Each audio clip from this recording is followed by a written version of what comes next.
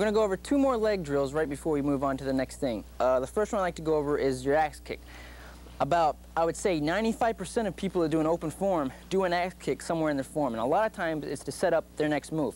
But what happens is they're using it as a setup, and it's taken away from their move because it's so slow. A lot of people are doing axe kicks, and they're just going, and then they're jumping into their next move, whatever it happens to be.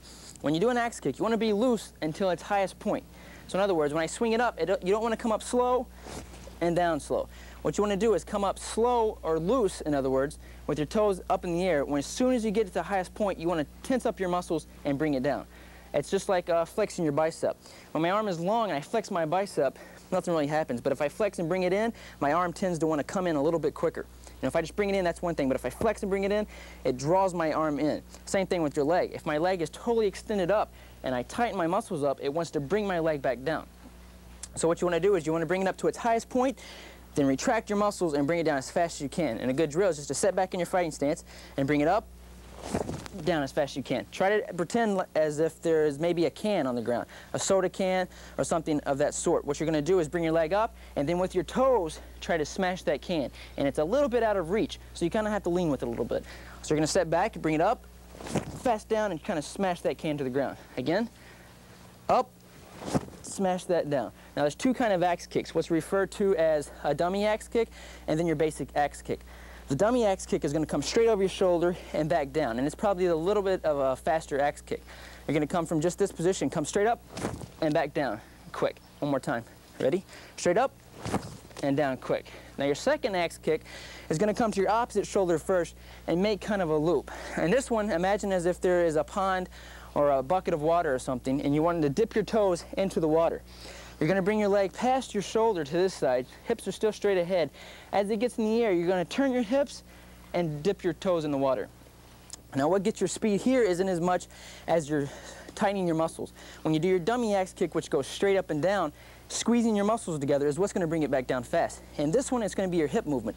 So as I bring it up in the air, when I get it to its fullest extension, I want to turn my hips sideways, which is going to bring my axe kick down.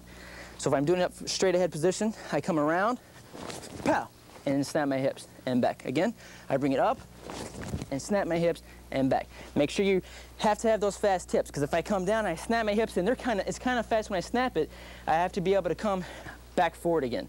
I don't want to come here fast and then it's slow to my next transition because my hips are too slow to get around there. So work on that hip speed.